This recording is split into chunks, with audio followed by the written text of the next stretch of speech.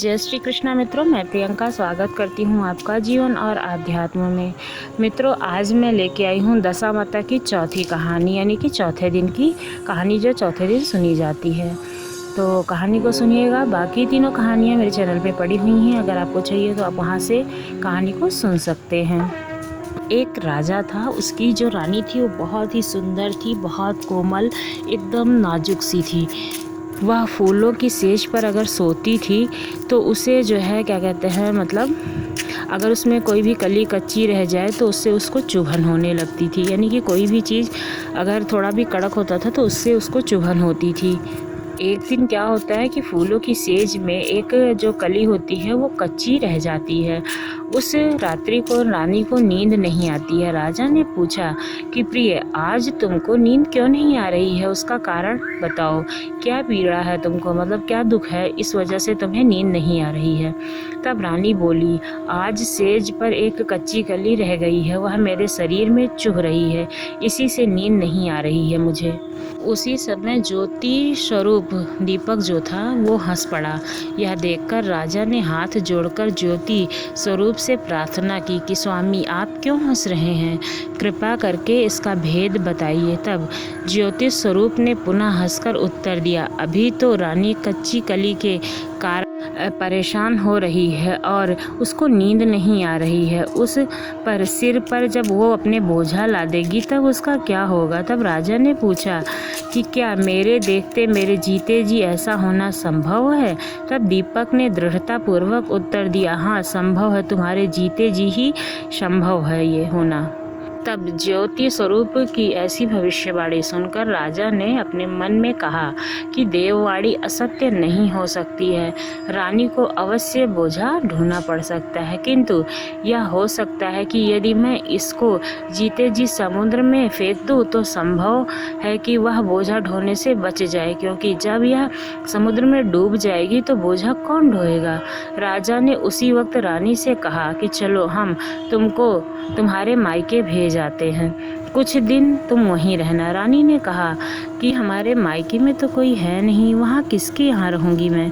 तब राजा ने जवाब दिया कि तुमको मालूम नहीं है, तुम्हारे संबंधी बहुत अच्छी दशा में है, मैं उन्हीं के पास तुमको भेज देता हूँ। रानी मायके जाने को तैयार हो गई। उसने राजा को कहा कि मैं मायके जाऊंगी और राजा की आज्ञा के अनुसार बहुमूल्य आभूषणों से अपने को संवार कर तैयार किया। तब राजा ने उसे संदूक में बिठाकर नदी में फिकवा दिया।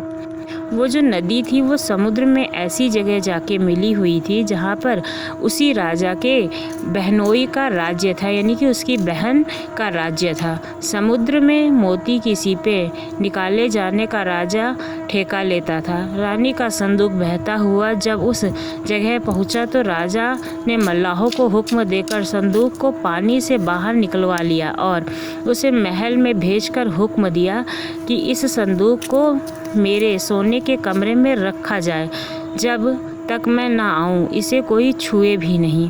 राजा के शयन कक्ष में संदूक पहुंचते ही रानी ने सुना कि राजा ने उसे समुद्र में पाया है, तो वो फौरन उसे देखने के लिए चली गई। उस समय पहरेदार वहां से चले जा चुके थे। रानी ने कौतूहलवश समुद्र को मिले हुए संदूक को खुलवा डाला।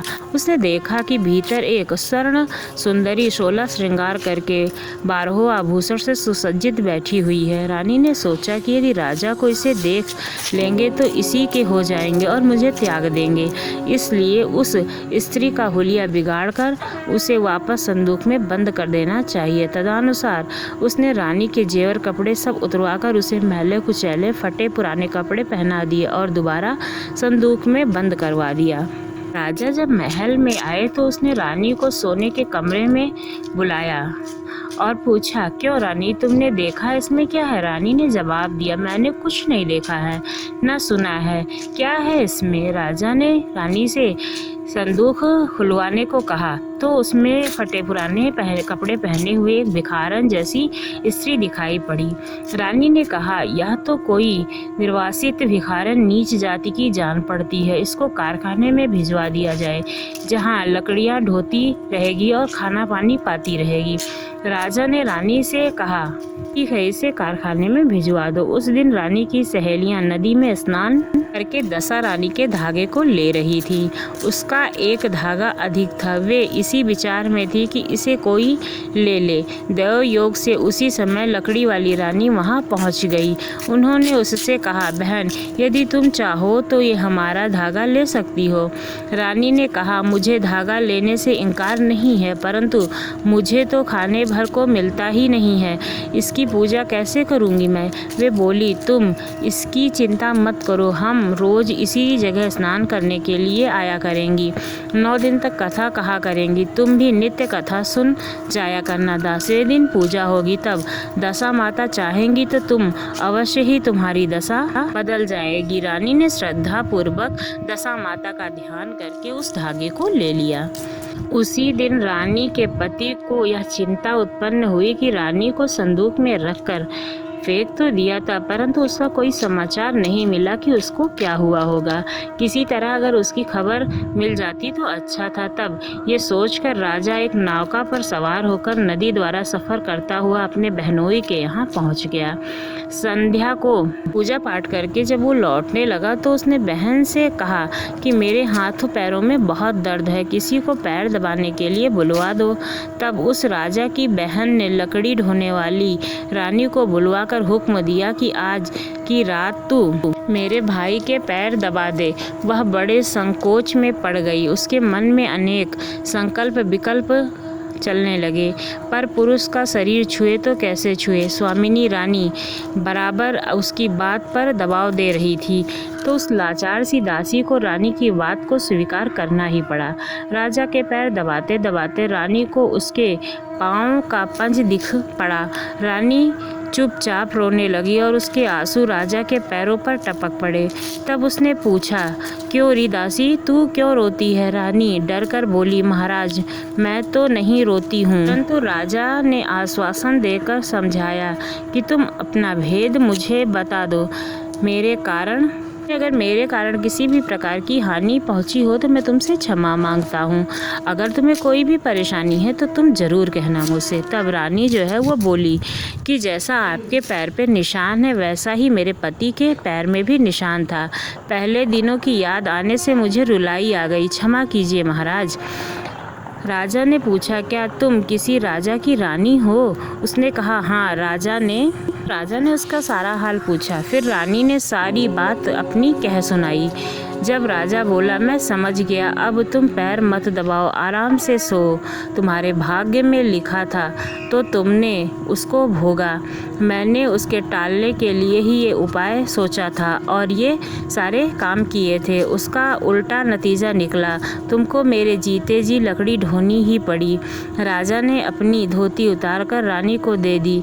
रानी एक कोने में पड़कर सो गई। सवेरा हुआ। उस दिन दोपहर तक जो राजा था वो सोकर नहीं उठा। न पैर दबाने वाली दासी बाहर निकली। तब तो उसकी बहन को चिंता हुई कि क्या दासी ने मेरे भाई को मोह लिया, जो दोनों अब तक सो रहे हैं। दासी रानी उस समय जाग उठी थी।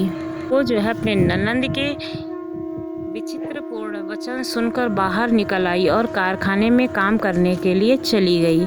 रानी ने अपने भाई को जगाया।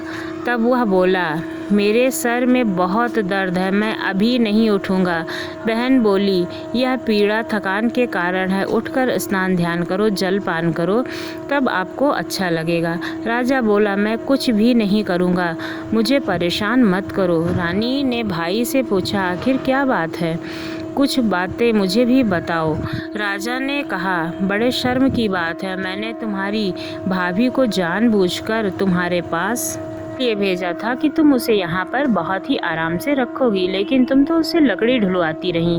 क्या इसलिए मैंने उसे तुम्हारे पास भेजा था? भाई की बात सुनकर बहन बहुत लज्जित हुई और बोली, मुझे अब तक यह पता नहीं था कि वह मेरी भाभी है। मुझे तो यही पता था कि नदी में बहती बहती कोई स्त्री मेरे घर यहाँ आ गई है। अब जाना सो माना, यह कहकर वह उस दासी को बुलाने के लिए भेज दिया किसी को। उस लकड़ी ढोने वाली दासी को बुला लाओ।